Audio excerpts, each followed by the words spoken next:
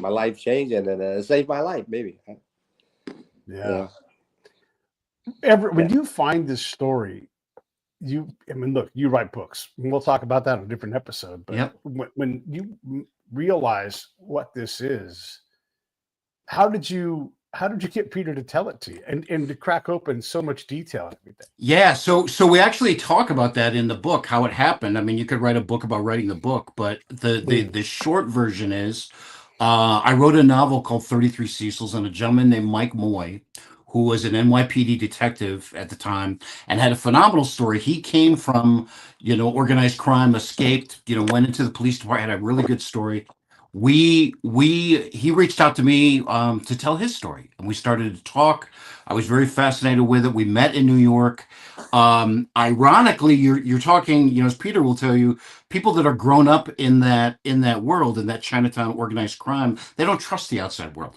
So Mike and I had a great conversation. We're finishing our lunch. We're walking out, but I parked up the street. So Mike is going, what does Everett not want me to see about his car? What is he keeping from me? If he's keeping his car, what else is he not being honest about me? And I didn't hear from Mike Moy for 6 years. Wow. So 6 years later, and we talk about it in the book, Mike had connected with Peter. He had talked Peter into telling his story. And when Peter finally, because that, no one spoke about that life. When Peter finally agreed to, he said, I've got the writer for you. And then Mike introduced me to Peter, and we started. Yeah. When we talk about secrecy and everything, and here's the book again, The Ghost Shadows. Here is the link. You see that down over there. The next book is awesome, you guys. If you like this kind of stuff, if you think Chinese tongs are interesting to you, this is it right here. When you make the decision to let Everett write the book, I can't handle it for you? Okay. Everett, what helped Peter write the book with you? Like, what allowed him to trust you? Yeah, I think the trust came. After a while. It came from the fact that he learned that there wasn't an ego. He learned that the reasons that I wanted to do it, were the same reasons that he wanted. And once he saw that, I think he opened up, and then we started to get the real story. My goal was to never canonize him. I didn't want to glorify it. I wanted to take the decisions that he made and have the reader decide, why he made those decisions. We're dealing right now nationally with immigration and trying to figure these things out. And anybody who's been to like a really enclave version of a Chinatown, not the kind that you go to, you're like, I'm having orange chicken, but like the real Chinatowns. San Francisco is one of them. Yep. The rules, the cops don't even employ regular rules there, right? Like I've seen a guy driving an electric hand truck around the neighborhood delivering things on a hand truck. Like you couldn't do that in any other part of San Francisco. They would be like, hey, knock that. You can't drive that thing here. But it works different in Chinatowns. And so when we think about immigration and people that come from another place and remaining in an enclave and not fully inculcating and everything, it's opposite. And I'm going to say, because I used to be a spy, right? So I understand like people do things that they need to do to survive. And so I call them extra legal. They're not necessarily illegal from the point of view of everybody else. Like, I don't care if you're driving your hand truck around. I don't care about that. I want you to survive.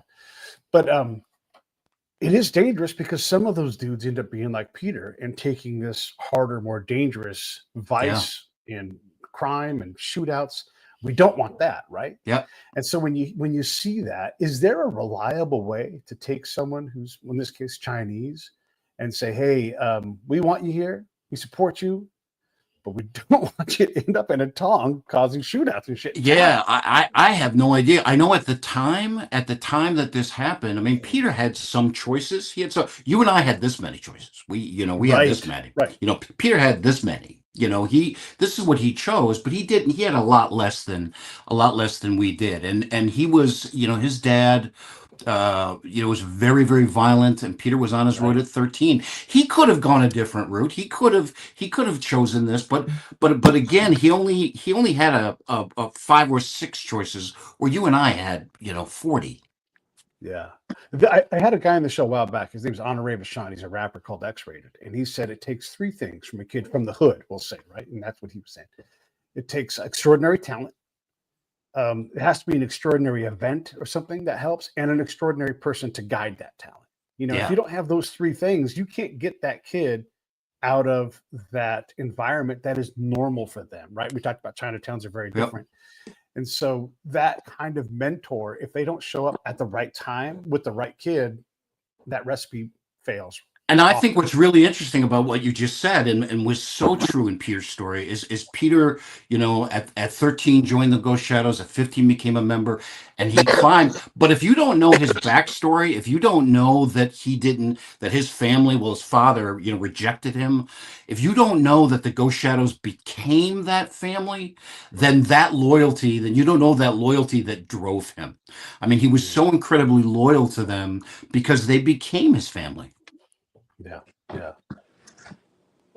When you find the Ghost Shadows, how does that go down, Peter? Like when you start to realize that these guys are going to become your family, or when they become your family, what's the path just before that? Well, when I was young, and then my father chased me out of the apartment.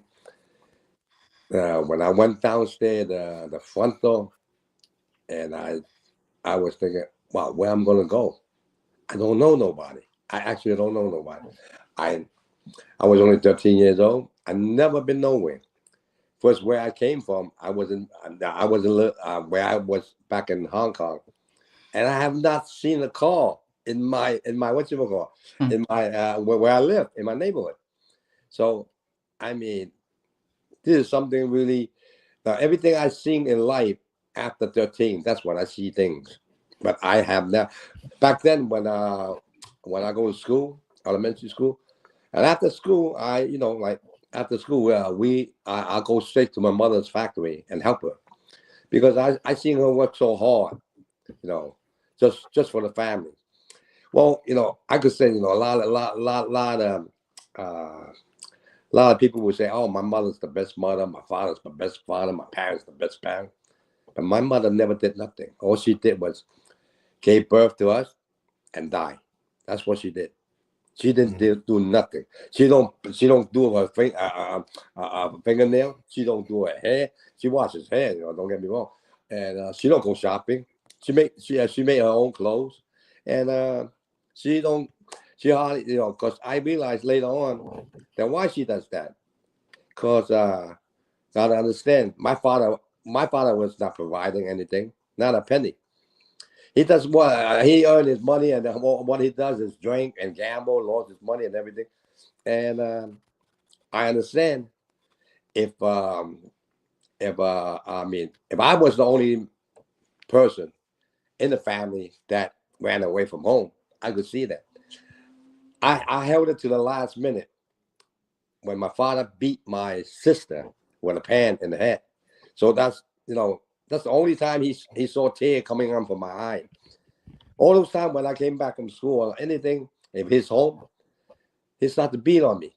You know, he's just like gets frustrated for nothing. You know, I don't know his mentality. I really don't know.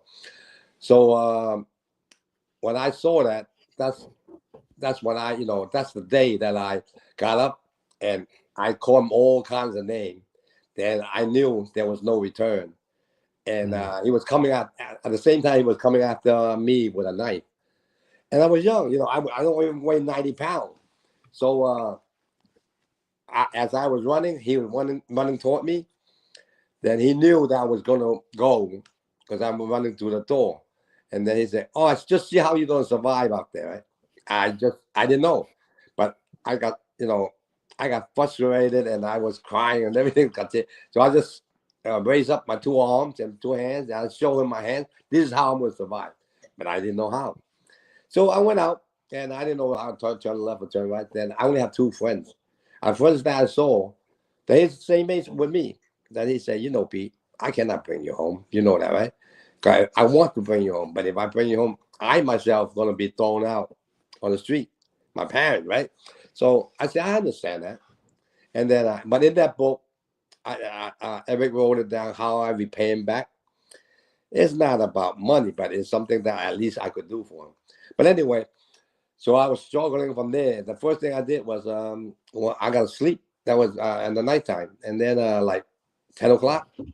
Right after we came back from my mother's place, helping her. So I was lost. So now going back, the way how I saw my mother work, those days, you don't have like 8 to 5 hour, like 9 hour or 8 hour a day. She works 16, 20, 18. There's nothing less than 10. And where her money went, she didn't buy nothing for herself. Never, not even a purse. What my sister goes out, and my second older sister Nancy, she goes out and buy her stuff like that she needs. No, what are you talking about? Gucci, LV? Forget about that. Right? That's out of the question. But anyway, she didn't care about herself no more because four of my sisters and me is 5, right? So and I have a baby sister that she was born here when my mother met my father here. The only time I see my father when I was 8 years old when I came here. That's the only time I saw him. Yeah, and he got a reputation with his name. Yeah, right. The bull, they call him the bull, the cow. With steam coming out of their head. Yeah, that's what his nickname is, or his friend called him that. So I actually, that's what it hurt me. What he did to the family, not me. It's not. I know. I think I managed it through those days, But anyway, it always inside of me that that it really bothers me and it hurts me. That even when the first interview I did it with Eric, I had to stop myself because tears coming out of my eye. I'm 64 years old. Look, how silly is it, right? I mean, I'm not hit no more, but I couldn't hold it in there. It's been there so many years. I couldn't.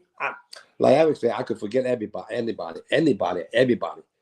Even the person that tried to kill me, I forgive him, right? And but with my father, I can't.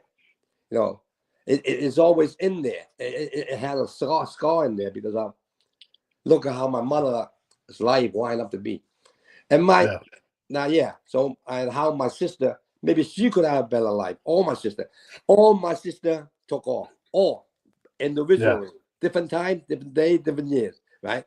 I cannot be the best sheep. I can say all I want, but it's not. So, it's about them basically. That's why I dedicate this book to my mom and my sister. I told Eric, if this wasn't printed there, I don't want this book. It's not about money. I don't care. Yeah. I had this offer a long, long time ago, before I came home. That's what I would say, like at least 35 years ago.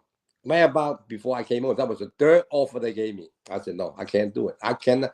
They want me to talk back about my past. That's really, really hurt. Now, here comes 18 years later, came Michael Moore. Yeah. So, Michael Moore, I didn't want to do this. I forgot about all this. Then a kid named Kenny, you see him on YouTube a lot, and then his name's Kenny. He called me uncle. So he came up to see me and then told me about him. And then he said, Michael Moore wants to interview you. He wants to talk to see you and talk about your past. He knew a lot about it, but he wasn't sure was it because he went around and did a lot of research, and he spent his own money. As right now, he spent about 20 grand out of his pocket just to preserve the history of the Chinatown gang history and have it right, not like down the line, maybe 30 years, 50 years ago, later, then we're all not going to be here, he says. Well, he wanted it right. So I says, look at this guy. This must be nut, right? Who cares? I would be dead already. Well, that's the way I was thinking. Now, he spent 20 grand out of his pocket, right? 200 grand out of his pocket just to make sure is it right. So, okay. And then, so on and off is about 8 months past. So every time this kid comes up and see me, and then uncle, give him a chance. And the last time was 8 months later. So I say, okay, I'm just because of you, man. I'm you won't stop. I know that, right? He says, you, uncle. That's not you. You always give people a chance. Why don't you give me? No, do me that favor and give him a chance. Okay, I'm gonna do this twice. So I'm gonna see him, set a time and date. So as soon as Mike Moy came and saw me, that's the first time I saw him. Me and the cop never, never intertwined together. So I mean, I always skeptical about, you know how, right? So I'm different line of work. So I says, "Are you sure?" This he says he's an ex-cop. He wanted to see you long time ago, but he wasn't retired yet. He cannot see you. So now he's retired. He wants to do this thing. Blah, blah, blah. So when I saw Mike Moore, I said, Mike, I'm gonna give you 5 minutes. I don't want to waste time. I'm gonna give you 5 minutes and tell me what you want to say, and then if you could convince me in that 5 minutes, I'll do it. Right. The last thing he said to me was, Pete, when we are down the line in the future, someone pick up the boat. It might, if I only help one person, it's good enough. Yeah. Only one. Oh, Yeah. I said, this guy really about. And then what he told me, I said, I'm gonna give you Eric. I'm gonna give you the writer. I'm gonna give you all this, all the connection. But I don't want a penny out of this. I said, is this guy genuine? But he is genuine. Peter was actually, he was approached in prison multiple times to tell his story. Yeah. He just wasn't ready. One of the things that I've learned too is if you can make it make sense for somebody else's gain. Like I discovered my paternal half of my family, and it's been wonderful. But it was never important to me to chase him down until I realized I might be somebody else's brother.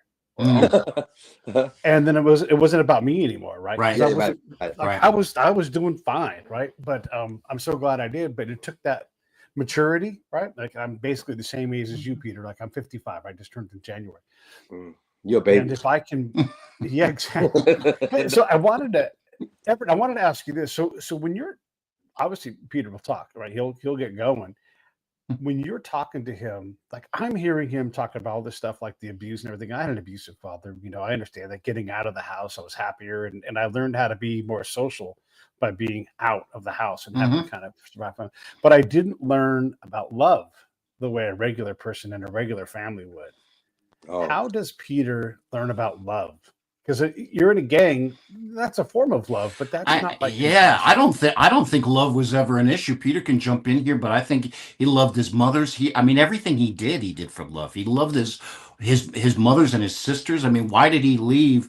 He left because his father. It was a chase, but it's also, he left to protect them. He left. Everything was love. I don't want to get cheesy, but.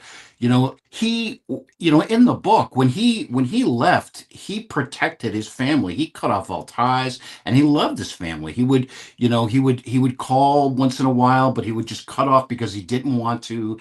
In that world, you can't bring harm to the people you care about. He hit his marriage, he hit his first son. That was just what you did. But those were all because of love. It's a different type of love than you and I are used to. But it's the protective love that was the basis of him. Thoughts on love, Peter? Excuse me? Thoughts on love. Your thoughts on love and maybe it's about being loved. Yeah. I think he was. I think he was. He's still. Very respected, and I think his family loved him, and he loved them, and I think that was a.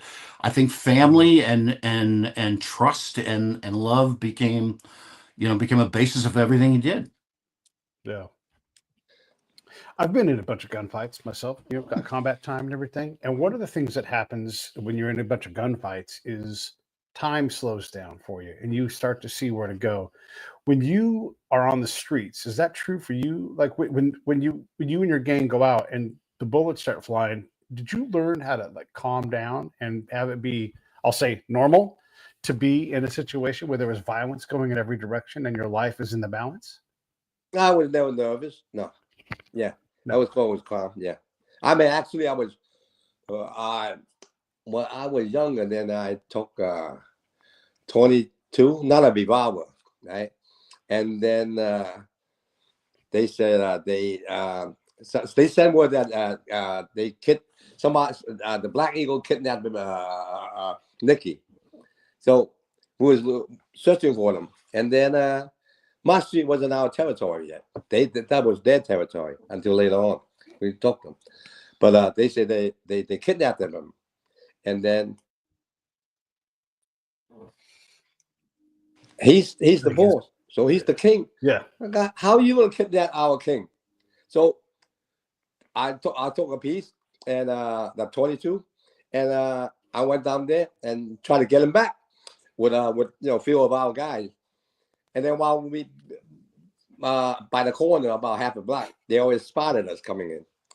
So they already had 3 guns. Went across the street and under the van. I think they tapped it, they taped it over there, and then they pulled out those 38. They started shooting. I fired the first shot, and then got jammed. Now this is what I did. I stick my finger in there while all those bullets was hitting past by me, right? And hitting those stop signs, those sign, whatever sign on the street, the meter sign, and then all of a sudden it dawned on me. I said, "Shit! What kind of sound? It's got different sound now, you know." I knew those bullets was coming at me like about a distance of 4 cars. Yeah. So I was just outrageous. How the hell are you gonna take our king away? Yeah. That's how I had my. I was never nervous about those things. And you know what's funny about, because Peter said it multiple times, and I think it has part to do with that, is he was absolutely convinced that he was either going to die or be in prison. And if those are honestly those 2 options, I'm either going to be dead or I'm going to be in prison, then what are you afraid of? It's either going to be one or the other. So there's that was just he always knew that. And then when he went into prison, he just said, okay, this was inevitable, and he adjusted incredibly quickly, and he made it work for him. Learned to read, took a look at his life and made some changes, and so it was always when those are 2 options. I think that you gain confidence and from that. Yeah, when I choose that life, I already made up my choice already. Yeah, but whatever come at me, I knew I expected. Not like other people that as soon as they grab him, they'll tell on their uncle, their sister. No, they try to do that to me. They told me that I was facing 600 years, and then I even said to the FBI, said 600. I never even heard that number before, astronomical number, and then 600. What are you talking about? I was thinking about what he's talking about. If I could live 6 lives, do 100 years, I got to come back 6 times, right? What's that? 600. I never heard a number like that. I heard 15 to life, something 10 to 50, 600. Yeah. Now because this is a federal case, I never stepped on the jurisdiction until that charge, So maybe they got 600, but I don't know. That's kind of silly, to me. Yeah. So, and for the audience, you guys should watch the Vlad TV episode, because Peter gets into a lot of these things. It's really good. It's in depth and everything. So I don't want to cover too much of the stuff that you covered there, but when you do hear the word 600 and you do go to prison, do you have an expectation of getting out? Do you even long for that, or is this just your new life? Oh yeah, you try to go through all the remedy, if and whatever the outcome is, you gotta face it. Yeah. And, I don't think he could have. I don't think Peter could have achieved everything that he did if he spent time trying to think about getting out and getting trapped. He jumped in. I mean, like everything he does, he just jumped in, and he made the best of it. I think if there was time, and we actually talk about that, about there's other people in prison that are, this is it. I'm gonna get I'm gonna get this turned, and Peter really didn't. He just, his big thing in prison was food. How do I get good food in here?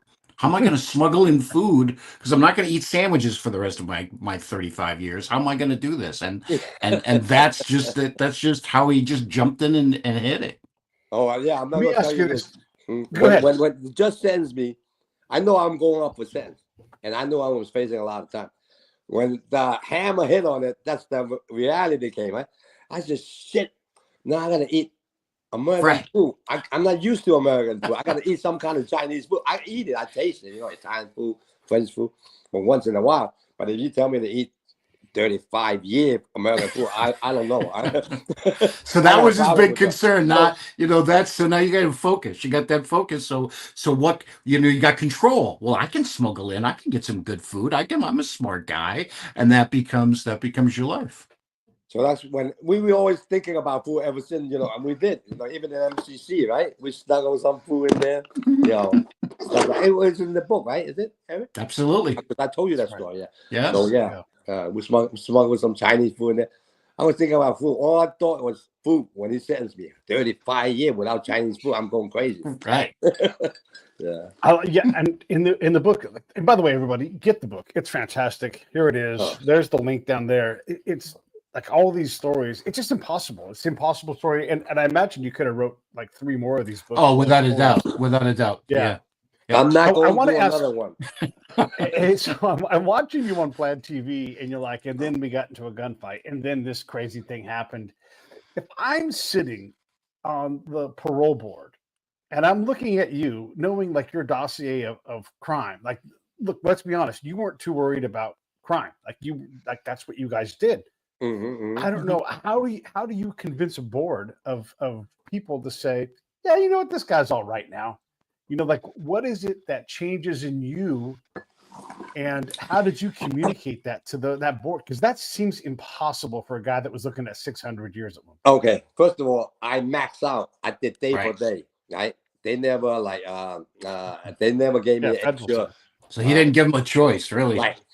For instance, I knew a guy on the he's a Gambino on the Castellano case, and he got sentenced 160 years, and every count was 10, 10, 10, something like that. The chop case where they cut up all the cars and ship them out. Yeah. So Eddie Bandini, he got 160 years, 65 minutes. So he went home before me. I got 35 years because he got parole soon as like when his every 10 years. No, I'm screwed. The first 10 years, even though you have life sentence, that's when you go up to see the board. So 50, 10 years, you go see the board, or 35, you go see the board. So I didn't go. I didn't went. So all the inmates, my friends, fellow members inside, Pete, you got nothing to lose. Go. I said, nah, they're not gonna give me nothing. Forget about it. I'm planning to do it day for day, every day. So, but after the first board, I didn't go. Second board, then all right, I go. So when I came back, I said, look, they turned me down. Right? I knew they were gonna turn me. I expected that. Who won't? That person didn't expect that before he went up to the board. He must be crazy. I don't know. He's too naive. But anyway, ever since that, I didn't go back. I still got the option of going back every 2 years. I never showed up. I didn't want to go. I just I did some mistake that I made, in my lifetime. I might as well just pay it off. To me, it's like that. I just might as well pay. I'm not saying I never made a mistake. There's one incident I made a very crucial mistake because I listened to somebody's word and I took it for what, and it cost 2 life, and that really bothers me. Besides, besides my mother's. It was very common in those days too, because Peter did, like you said, he didn't go, and he didn't get parole, and he didn't get special treatment. He did when they did the good time, it was day for day. But it was very common at that time to actually release you, and as soon as you were out there, they slap another charge. So when he stepped out, he was expecting, here it comes. Here it comes. I've got, I have my family sending my clothes, and I'm stepping out, and he's still, at every foot he's going, wow, is this really? Probably didn't. I don't think it hit him until he was in his son Anthony's car going, holy cow, I really am being released. So I did a whole series on a bunch of guys who had committed murder or other kind of capital crimes. And one of the things they had all said was, if you're not ready to get out, and even if you are, when that door closes behind you, it's like your best day of your life, and then 2 minutes later, it's the worst day of your life because you realize that what you knew, what was your system, your protection, everything is all behind you now, and now you're really on your own. You can't hang out with your old friends. You're trying to stay out, and you don't know how to live that life. And even though you go to halfway houses and all, there's people all around you messing up within the halfway house life too. So, what was that transition like for you, Peter? When you actually do leave, are you? You mean like, okay, you mean when I was in the halfway house, when I first stepped back to the society? Yeah. Well, it took a while. It took a good 6 to 8 months at least to adjust the society. Yeah, a lot of things have been changed. Just like now, with the digital, like how we do Zoom. Oh, boy, sure. I have a lot of problems with those things. And you're lucky you're still being in here with me. I had a lot Let me. about this. I want to ask you this too. How many guys that you went to the halfway house with went back to prison before they got through the halfway house program? Because I know that like right then it starts to get hard for guys. Yeah. Halfway house, they don't take no shit another one from you. Right. And if they give you a time to go to work, to release you to go to work every morning, and they give you a time to come back. If your time coming back is late, like half an hour late, they could throw you back in there. Yeah, going back straight to prison. They tell the marshal to pick you up. Yeah. That's pretty hard. Yeah, adjusting those things, I could adjust it, no problem. I got to go by the rule, So yeah. Well, I mean, you didn't go by the rules when you're on the streets. He went by his rules. Well, it's a different lifestyle now, So yeah. Okay. Yeah. And so when you come back, when you get a job, what kind of job did you have at the halfway house? And was that all right? Because look, you've done important things, you've led men, all these other things, and now you're doing a halfway house job. What was that like? Oh, halfway house job. I was walking the dog and learning stuff in the warehouse. Yeah, and this is a big warehouse. Yeah, and they all they do is like supplying the whatever they need in the restaurant stuff. Yeah, the goods. Yeah, very big. Yeah. So and was that work engaging for you? I mean, what did you do to occupy? Look, you're a smart dude. You know how to fit. You're clever. Like when you figure out the cigarette thing, where you bring the lights down, all that kind of stuff. You're smart. So when you're there doing a job in a warehouse, is that enough for you? Like, what do you do to satisfy your brain that wants to figure out angles and tries to figure out how to do things? Oh, well, I got to take a day at a time, step at a time, because I want to see, there's a lot been changed since, after 20 years. So I realized, there's people that, you see on the paper, this guy, rob banks, just sit there and then waiting for the police to come to pick him up because he don't have to worry about paying rent. He wants to go back. Right? You heard something like that. Yeah, and I could understand it. If you're gonna be there and without support on the outside and without getting in touch with the outside people while he was in there, I could see that. Yeah. Because you don't have contact with outside people, you lost contact with the outside people, right? So I mean, you don't know what's going on. So I think the other thing too with Peter is a lot of this was new. I mean, when Peter got out of prison, he was in his 40s. That was the first job he ever had. So instead of saying, "Hey, I was somebody important, and now I'm running around getting nuts and bolts for these contractors," he's going, "Holy cow, I get to get nuts and bolts for these contractors," and he's just embracing it because it was just so new. And if you read the book, I mean, he did from the time he got out and started working, he learned the construction industry. I'm still amazed at that. I mean, 2 years later, he was the general contractor building a hotel and restaurants, and so it was all new. Yeah, let me cut it in, Eric. Yep. I almost fainted when I went to Home Depot because I was buying, supplies. Seriously, I was buying, like almost when you finish the job, you're missing something here, something there, you need something, So the guy says, one of the foremen says, Pete, could you give me those nails? So they gave me the nail, right? When I walk in that aisle, I said, holy God, my God, there's nail sizes, there's nail metal, there's nail on wood, there's metal on this, hundreds of them. I said, from there on, I said, oh, this is very challenging. I want to learn this. So I like things that, like things that I don't really know, but I want to know. It's a challenge. So I picked up construction. Yeah, that's how I did. I almost fainted, seriously. And then I had a hard time. But every time, in that business, there's something new every day. So yeah, I bumped my head quite a few times with those things. I gotta admit, I was never. I mean, I had no knowledge of how construction. Then I sat in the van, and then watching them build, and then at the end of the day, they had a roof. Oh, not bad. That's it. I said, they could that roof will cover somebody's head. I said, oh, that's nice. So I start to learn that business from the in and out. It takes 2 years, and well, I bumped my head once. I'm not gonna bump it again. If I did bump it again, I'm stupid. I gotta say, I'm really stupid. So I just make sure I don't do the same mistake that I did it before, and then move on. Yeah. Yeah. I Wow. love That's a smart dude down there in that window. I mean, Oh, it yeah. kept coming across in the book, and I'm like, I gotta find out about his intellect, right? Oh, yeah. And he's just brilliant. So, what did And you dig up? I tell you what, what's scary with him is like we'll be talking numbers and something, and I'll try to figure something out, and he'll just spit it out. I mean, just yeah, he's scary smart. Yeah, yeah.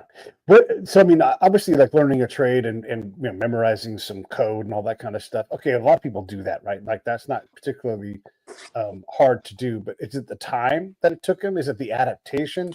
What do you attribute? You know, his I have a skills to? theory. I don't know. This is my Peter Chin theory. My Peter Okay, Chin there you go. theory is that he was Peter didn't never had a chance to be a kid. I mean, he's 13 years old. He's going to school. He's helping his mother. He's working late, going to school. So he's an adult then, right? So at 13, he's out and he's a member of the Ghost Shadows. He's still not a kid, right? So now he goes through all this. He goes to prison, and in prison he's got some free time. And what happens? Well, now he starts to think, hey, this handball looks good. Racquetball looks fun. So now he's becoming a kid.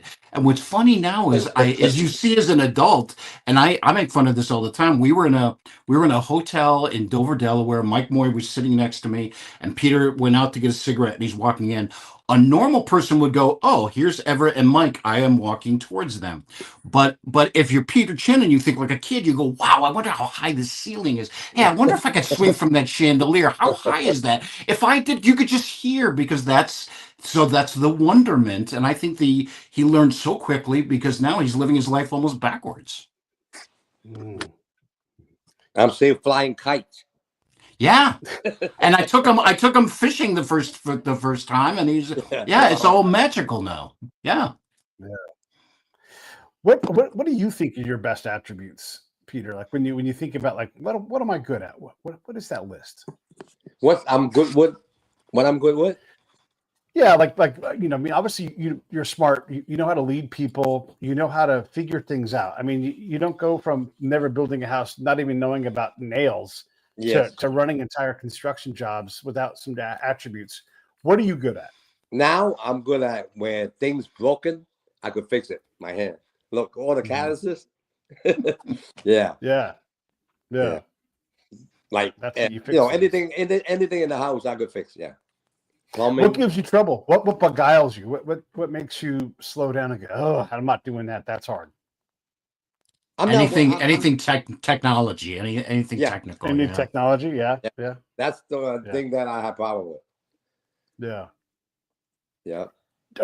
Every time I mean, I don't know like what your legal status is. Are you allowed to travel? Like, can you travel abroad? Can you go to Europe or China or? Oh yeah, I've been around that. Yes. Yeah. I could. When you see other parts of the world, what do you think? The other part of the world is not the glamorous, it's not the rich people. I want to see it where it's like dirt poor people. Really. Where the neighborhood really, they don't have nothing. How I came from, and I remember when I went to Taiwan, and I went to one of those neighborhoods really bad. They got tin roof, right? those metal roof. I mean, those shack they live in, yeah. And all of a sudden, and the mud dirt, and a lot of kids came around. This is wow, this guy's Chinese. I'm out of place, and started with 1-2 kids, and then the next thing you know, you're surrounded with all kids like 7, 8 years old. Yeah, I was giving money to them, right? And then so when I went to Malaysia, we were sitting in this. We went to a town that's they're famous with food, so they took me there. And then it's an old street, the whole block. They put the table on the block and things like that. I seen one guy with no arm come around and had a mic on and sing. Oh, okay, take this. All right, so I gave him that. And then another one came in. About 4 of them came in with different problems, with no arm, no feet, no leg, and one eye or no eye. So, wow. So I keep on giving them, and then I haven't paid the dinner yet, and then the money was all there, right? And then the person, don't give it no more, Pete. We can't even pay this bill no more. You keep giving it like that. I said, oh yeah, I just lost control. Don't give it no more, please. There's a lot of them. They keep coming, So in that in back then Malaysia, they do have a town that is for blind people. That's good. Blind people, they do massage. They really, I mean, they couldn't see. They're totally blind, but they walk with the cane. They seem like they know where they're going. Or the whole street is like that. Yeah. So the government gave them that town, like they all live in that town area. They're all blind, most of them. When you bump into one of them, like 80% of them is blind, except the tourists. And then there's a lot. They give you good massage, really good massage, yeah, because they're blind, they're good. When you are hanging out in prison with other people who are in gangs, Mexican gangs, all kinds of gangs, what's the difference between like a Tong and the other kind of gangs? What about other gangs? Yeah, like what's the difference between the different ethnicities of gangs? So like you have whatever skinheads and all these different groups that get together and do things. What's the difference between being in like a Ghost Shadows type gang versus I don't know, Norteños? Okay. Or something like that? With us, we got more or less like we got structure, right? And they like how you say it, just what like one of the guy in there told me, he said he's black. He says, in our society, he said, Pete, I seen you. He says, I seen.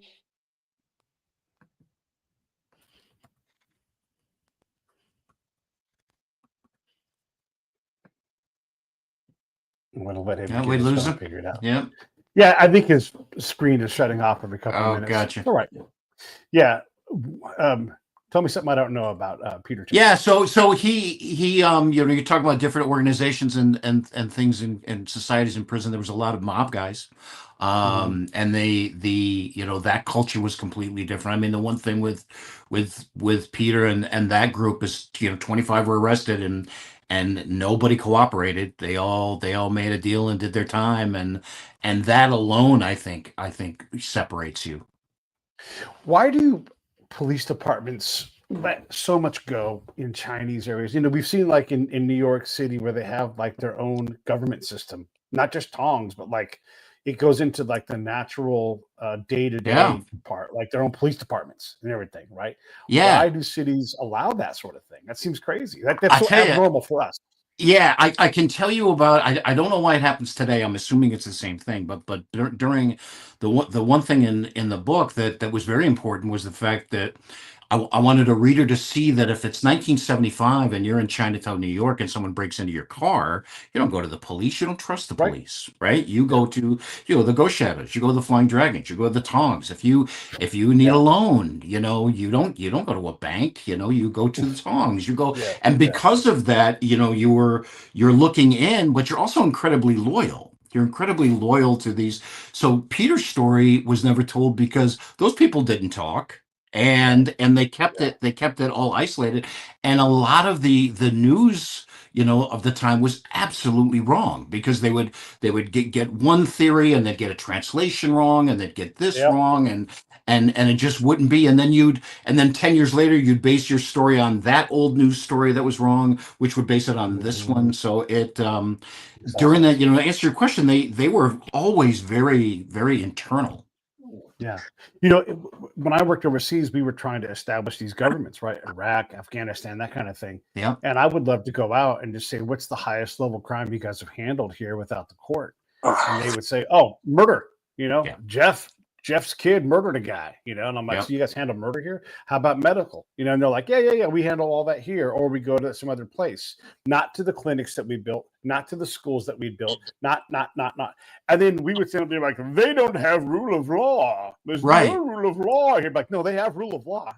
And they absolutely have rule of law, but they handle things in their own civil court. They don't need a criminal court and a penal system, because that stuff costs money. They handle that in-house. And so, yes, this family owes this family something because their kid murdered this kid, but we're not going to get rid of that kid because we need that kid around. And so they sort it out in a way that's uncomfortable to us. And that was so for me going in, I just assumed that the playing field, the chessboard was all the same. And Peter would explain, well, this happened. And I'll be going, wait, why? And I'd have to go back. And the advantage in the book is we get to take that time and go, hey, if this seems strange to you, here's the reason why. Because this is why it's done. Yeah. Yeah. I lost you guys for a moment. Well, welcome back, though. Either way, Welcome man. back. This is great You know talking what to you. happened? We were saying Even horrible things about you. Right. Tina called me. That's why I have everything messed up. See? We'll have to yell at her. Okay. Yeah. We were talking a little bit about how the government in a Chinatown or in these other places, even in gangs, even within like the Italian mob, where they become the government for a lot of things. You're doing protection that you guys did all these. It's all in the book, but you guys did protection. You were handling police things. If someone commits violence against somebody else, there's a way to manage that. How did you learn the rules of that rule system? Of how the Ghost Shadows or whatever gang it's going to be, like who owns what and what's fair when it comes to dealing with these external things, break-ins, violence, whatever it's going to be. Common sense. Common sense. You got to take a lot of common sense in there at first to know. Like for instance, an older man one day came up to me. I don't know him, but he was working one of those gambling houses on Mott Street, where we was overwatch all those gambling houses. After we took him, we took it from the Black Eagle. We chased him out and we had that territory. But anyway, a really old man that came up to me and said, "Kid, could you help me? Could you do me a favor and help me?" I said, "Well, I listened to his problem." I said, "What is your problem?" And he says, "Okay." He says, there's another younger person, younger than him. He says he loaned him some money, but time and time that he's playing with him, and he says he's going to give it back to him or he's going to make his first payment, but he never did. And now I'm having very, very financial problem with serious problem with family, like somebody having somebody in the family sick that he needed money back or something. Then he went to the guy, and then the guy promised him again, and he told me that he's working in one of those gambling houses, right? I said, okay. So I sent two guys. I asked the guy, and he admitted. I said, did you own this old man? Did you ask him to borrow money, and then he loaned you that money, trying to help you out, and this way back, and then you say, yeah, but till now you haven't. He said, yeah, everything I asked him, he said, yeah. Well, I'm going to tell you something else. You pay him back. I'm not going to tell you that. I understand if you're in a position you cannot pay him back all, we can work things out. But don't bullshit him. Yeah, and if you bullshit him now, you're bullshitting me. So what happened was that he promised that he's going to give him a certain part of the money back in payment. At least he could get some to move on. The older man. He's a really old man. So I knew that, being that he's that old and he can't do nothing with this guy. So, like, in other words, he's taking advantage of him. Okay. So now on the table, us three talk about, but I don't gain nothing from this. I'm trying to help this old man. I said, listen, the younger guy said, yeah, I'll make the first payment to him in 2 weeks or 1 week. I forgot. So I said, okay, I expected that. Then you give it back to him. I don't want nothing out of this. I just want to help the older guy. But you could say it's not my business because I don't even know that older guy. So with my heart, I just want to help him. So, okay. So they brought him up. And then he said, yeah, everything that what the old man says. I said, okay. So you pay him up. Now, the old man come back to me again. He said he never showed up. He never even called me. He never. All right, get this guy out. When they brought him up, I saw the police was right in front of me. I just threw a punch at him myself. Yeah. So the cop locked me up because I just, because I hate people picking on somebody else. Like I would not try to fight a guy with no arm, no leg, or something like that. No, I would. What would I look like? You don't look no hero. So I won't pick on anybody at a handicap. Like the older man is a handicap. I would look at that way. And so I told him, I said, you can't do it. Don't promise him and me together. If you promise me, you're going to deliver. That's it. So he didn't do it. I got so frustrated. I saw the cop was coming there facing him. I just punched him in the face. That's it. And then I had him to pay him no matter what. So he did later on. So that was it. This is how we sell things back then. But he didn't pay before, and he knew there'd be consequences if he didn't. And so you got him to pay still. What does that look like? Okay, sure, you punch him in the face, but that's not money. So how do you compel him to pay? Oh, that he knew that I was talking. And now sometimes he was like he knew now I'm in business. That there's no way for him to. I mean, if he go to San Francisco, I will bring him back. I would. Yeah. Yeah. So I mean, I had like back then I was like loaning money like for a percentage, right? Like you could say that was Shylock or something. Mhm. Yeah. Okay. Not one customer took off for me. I could work with them, but don't try to just try, wait a minute. First of all, I didn't force you to borrow money from me. That's number one. Right. You need help, I help you. If there's term that you cannot fulfill, I could walk with you. But if you try to run away with my money, no, I'm gonna bring you back, right? So Right. I mean, I'm not trying to hurt you or nothing like that, but it's just like a contract, like, oh, you think the bank, if you don't pay them back, the same thing, they're gonna foreclose you. They're gonna take your whatever you had, your property. They just had a license. We don't. So, Yeah. yeah.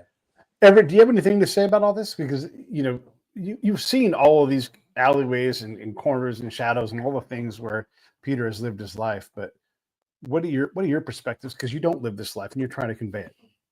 And I think it's hard for people that didn't live it, because you go, how could you do this? How could you do this? This is all he knew. I mean, all Peter knew was that world. All he knew was, and in that world, there's rights and there's wrongs in his world. There are people that acted honorably and dishonorably in his world.